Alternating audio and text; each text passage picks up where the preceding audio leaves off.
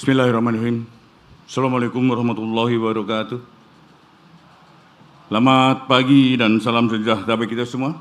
Om Swastiastu, Namo Buddhaya, salam kebajikan. Istirahat di tempat. Gerak. Yang saya hormati Ketua Komisi Kejaksaan Republik Indonesia, Ketua Keluarga Besar Purna Diaksa, PLT Wakil Jaksa Agung, para Jaksa Agung Muda, Kepala Badan dan para staf ahli Jaksa Agung, Ketua Sekolah Tinggi Ilmu Hukum Adiaksa, Kepala Badan Pembinaan Hukum TNI, Auditor Jenderal TNI,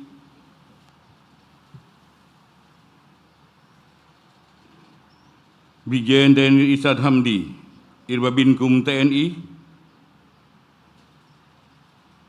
para pejabat eselon 2, eselon 3 di lingkungan Kejaksaan Agung dan Badiklat, Ketua Umum Ikatan Adiaksa Dharma Karin di pusat dan di lingkungan Badan Diklat, para pengajar dan media suara, para jaksa Angkatan 82 Gelombang 1, beserta keluarga, beserta hadirin yang berbahagia. Pertama-tama dan paling utama, mari kita panjatkan puji dan syukur kehadirat Allah Subhanahu wa Ta'ala, Tuhan Yang Maha Esa, karena atas limpahan dan rahmat serta karunia-Nya kita masih diberikan kesehatan, kesempatan untuk mengikuti penutupan pendidikan dan pelatihan pembentukan jaksa Angkatan 82 Gelombang 1 tahun 2025. Mengawali amanat ini, saya ingin mengucapkan selamat kepada anak-anakku yang telah menapak langkah awal memasuki babak baru sebagai seorang jaksa, sekaligus secara resmi bergabung ke dalam wadah profesi Persaja. Hari ini adalah momentum bersejarah, menandakan titik awal pengabdian sebagai seorang jaksa. Amanah mulia ini tidaklah lahir dengan sendirinya, melainkan dengan dedikasi dan perjuangan yang panjang. Kebahagiaan yang terpancar bukan hanya milik kalian, namun juga milik orang tua serta keluarga kalian yang pernah berjalan bersama mendukung langkah kalian untuk menjadi seorang jaksa. Dari 350 calon jaksa yang mengikuti pendidikan, sebanyak 349 orang dinyatakan lulus menjadi jaksa. 1 orang dinyatakan tidak lulus. Saya yakin calon jaksa yang dinyatakan lulus pada hari ini merupakan jaksa yang terpilih, memiliki kualitas, mumpuni dalam mengembangkan tugas nantinya. Tidak lupa saya juga memberikan apresiasi kepada 5 peserta diklat PPJ dari unsur TNI yang telah menyelesaikan diklat dengan baik. Semoga dengan ikut-sertaan ini akan semakin meningkatkan sinergitas antara institusi, khususnya dalam mewujudkan penegakan hukum di bidang tindak pidana militer maupun koneksitas yang profesional dan bermartabat. Selanjutnya saya juga mengucapkan terima kasih kepada Badan Diklat beserta segenap jajaran serta Widya Iswara, tenaga pengajar atas upaya dan kerja keras dalam memberikan bimbingan ilmu pengetahuan serta pengalamannya kepada para peserta PPPJ selama menjalankan pendidikan di kawah canda di muka ini. Tentu jerih payah saudara-saudara sekalian dalam mencetak jaksa yang berkualitas tidak akan sia-sia untuk dapat terus melahirkan para adiaksa muda yang siap memberikan pengabdiannya kepada institusi bangsa dan negara. Para peserta jaksa yang berbahagia, PPPJ yang baru saudara lalui dalam kurun waktu selama 4 bulan ini merupakan suatu proses metamorfosa pegawai kejaksaan dari seorang staf tata usaha menjadi seorang pejabat fungsional jaksa. Perubahan ini tentu sangat signifikan baik dari segi kewenangan, hak dan kewajiban serta perilaku hidup. Menjadi seorang jaksa tidak mudah, karena jaksa merupakan salah satu penegak hukum dengan lingkup tugas dan tanggung jawab yang berat, sekaligus memiliki kompleksitas yang tinggi. Kalian telah dididik untuk menjadi seorang jaksa dan memperoleh berbagai ilmu, pandangan, maupun nasihat dari seluruh unsur yang berkontribusi dalam penyelenggaraan di dalam tahun ini. Saya berharap segala ilmu yang telah saudara terima selama pendidikan dan pelatihan tidak menjadikan saudara tinggi hati, merasa paling pintar atau merasa mampu menghadapi tugas dan dinamika penegakan hukum seorang diri. Kepintaran tidak ada artinya apabila tidak dilandasi dengan akhlak yang baik. Ilmu ibarat pedang bermata dua yang dapat membawa kemaslahatan, tetapi juga bisa membuka jalan kemunangkaran. Penting seorang jaksa untuk tetap menjadi nilai moral, integritas, profesionalitas dalam pelaksanaan tugas dikarenakan hal tersebut dapat membentengi perilaku saudara dalam dari perbuatan tercela. Dalam momentum ini saya tegaskan kembali bahwa saya akan memberikan sanksi bagi siapapun yang melakukan pelanggaran atau yang mengkhianati amanah yang telah dipercayakan kepada saudara. Siap kalian? Saya akan menggunakan tangan besi untuk menindak jika di antara kalian main-main dalam penegakan hukum dan penanganan perkara. Siapapun diri kalian, saya tidak akan takut untuk melakukan penindakan. Saya tidak butuh jaksa yang pintar, namun tidak bermoral. Yang saya butuhkan adalah jaksa yang berpintar, bermoral, dan berintegritas. Keluar kalau kalian tidak lakukan itu.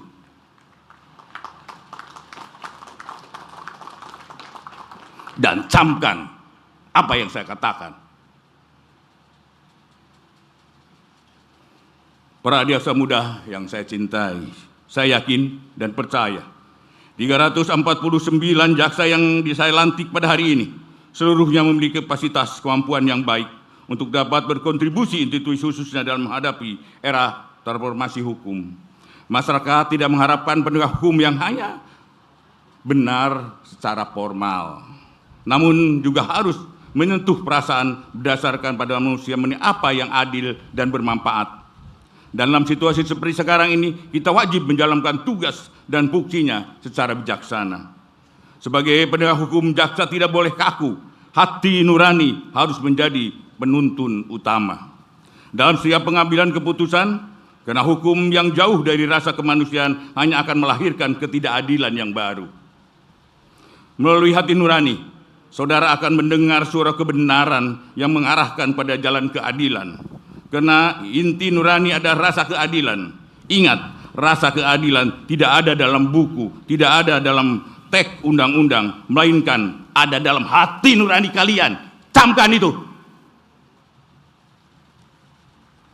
Para adiaksa muda yang saya banggakan, selain dengan adanya tugas dan tanggung jawab yang baru yang akan kalian emban, jaksa sebagai hal ini perlu kalian perhatikan adalah bagaimana kesiapan kalian untuk melaksanakan tugas dan tanggung jawab tersebut di seluruh tanah air. Kalian harus siap bertugas di satuan apapun, dimanapun kalian berada. Dari Sabang sampai Merauke, dari Miangas sampai Pulau Rote. Saya berharap saudara tidak menjadikan jarak sebagai alasan untuk melunturkan semangat kalian mengabdi pada nusa dan bangsa melalui institusi kejaksaan. Yakinlah, bekerja di satuan kerja di daerah akan menempa mental dan daya juang sebagai jaksa. Seberat apapun tantangan di daerah, jika kalian solid dan saling menggunakan, saling menguatkan, maka tantangan tersebut akan lebih mudah dihadapi. Pada awal menjadi jaksa tentu akan muncul pula kendala dan dinamika yang berbeda-beda di setiap daerah. Atasi kendala setiap kesempatan, penempatan dan mengadaptasi sebaik mungkin. Lakukan penyesuaian diri dengan budaya nilai adat setempat. Ingat, dimanapun bumi berpijak, di situ langit dijunjung. Para adiaksa muda yang berbahagia, kejaksaan saat ini sedang berada dalam arus transformasi. Kalian yang masih muda harus menjadi agen perubahan yang mampu membawa semangat baru, inovasi, serta keberanian untuk memperbaiki sistem dan budaya demi kemajuan institusi. Ingat, nilai setitik dapat merusak susu sebelanga. Setiap sikap atau tindakan yang tercela yang kalian lakukan dapat mencoreng marwah seluruh korp adiaksa. Oleh karena itu, pada saat ini, dalam saat melaksanakan tugas dan kewenangan saudara sebagai jaksa, saya ingatkan, jangan pernah melupakan tanggung jawab dan sumpah yang kalian ucapkan di hadapan Tuhan. Kalian harus bisa menjaga kehormatan orang tua, keluarga, dan institusi yang nantinya kelak akan diminta pertanggungjawaban di akhirat nanti. Pelajari dan pahami ketentuan yang tercantum dalam kode etik perilaku jaksa, agar gerak langkah saudara sebagai jaksa selalu sesuai dengan norma-norma perilaku jaksa. Para tunas adiaksa muda yang saya banggakan, sebagai jaksa di samping akan bertindak sebagai penuntut umum, yang merupakan tugas pokok saudara, juga harus mampu mengemban tugas lainnya sebagai penyidik dan jaksa pengacara negara, sekaligus berfungsi intelijen. Menjadi seorang jaksa yang profesional dapat diukur melalui kemampuan untuk menganalisa, memecahkan permasalahan secara struktur, terukur, dan memadai, sehingga menentukan apakah suatu perkara dapat dilanjutkan ke tahap persidangan atau tidak.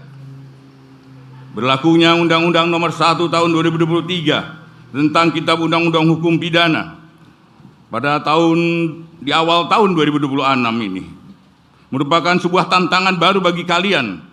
Seorang jaksa wajib memiliki penalaran yang terukur dan terarah berkaitan dengan ajas, doktrin, dan analisa pasal dalam menentukan suatu perbuatan pidana.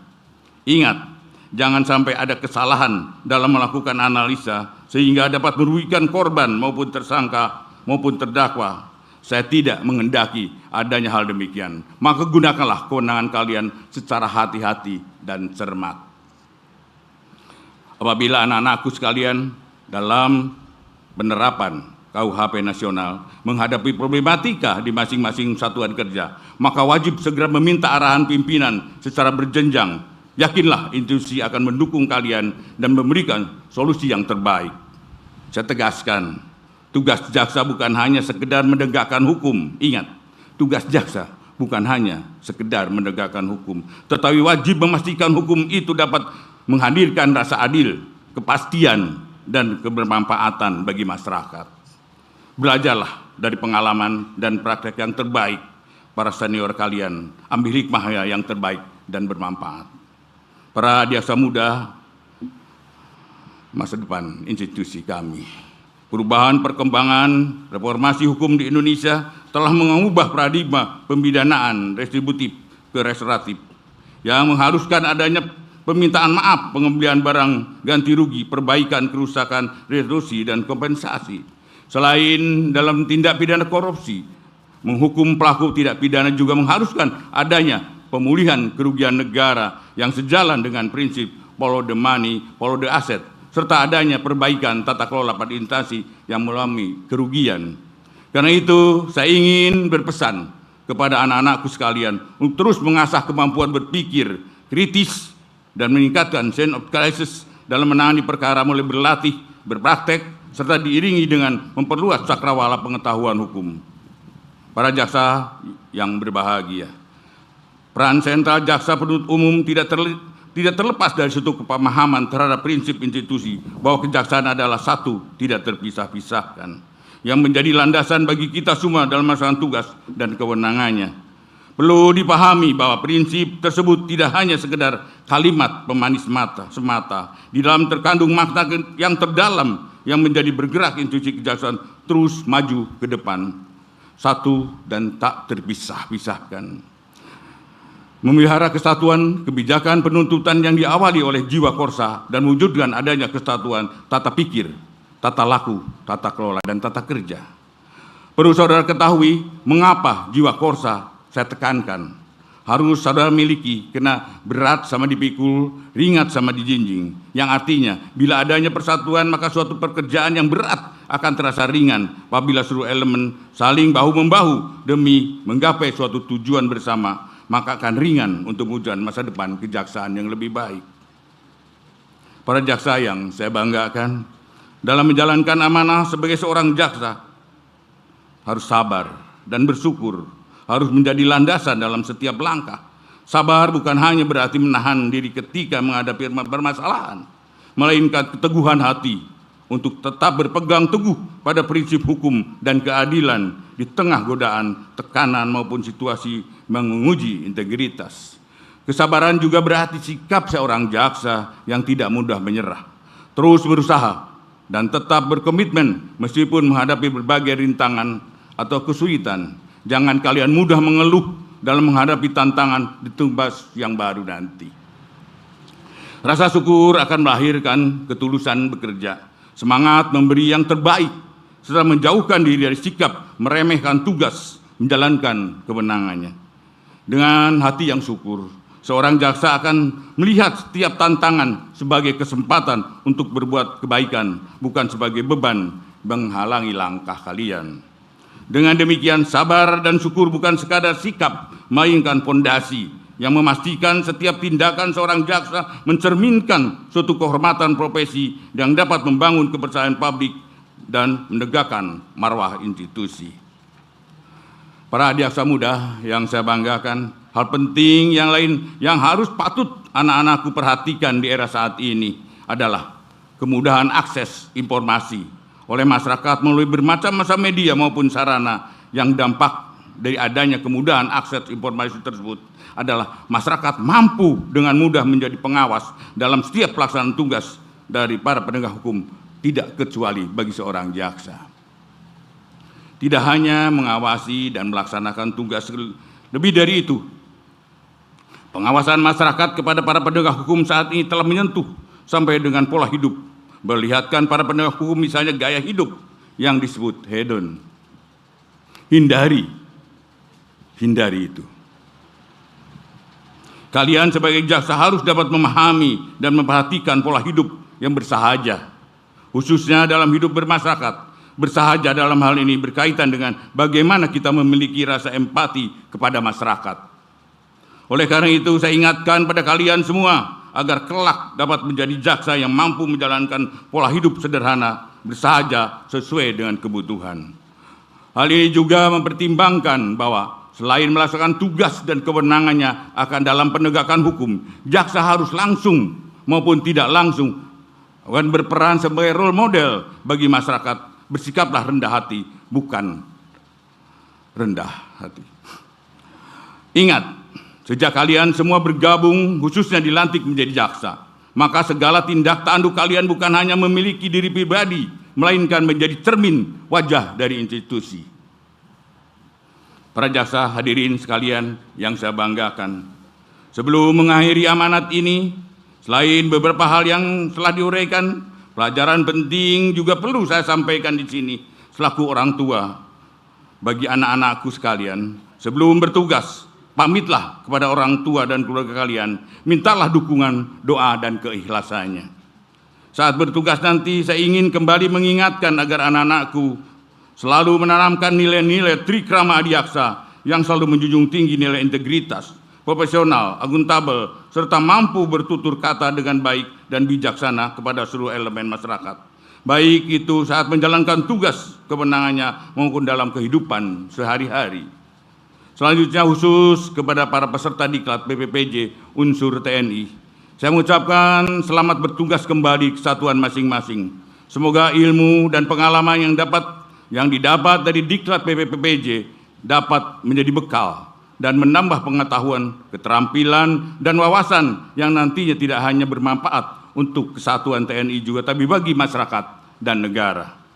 Akhir kata, semoga Allah Subhanahu wa Ta'ala, Tuhan Yang Maha Esa, senantiasa melimpahkan kekuatan, kemudahan pada kita dalam melaksanakan tugas dan pengabdian kita kepada bangsa dan negara, serta masyarakat yang kita cintai. Sekian, terima kasih, selamat bertugas. Wassalamualaikum warahmatullahi wabarakatuh. Selamat siang. Om Santi, Santi Santi Om, Namo Buddhaya, salam kebajikan. Siap.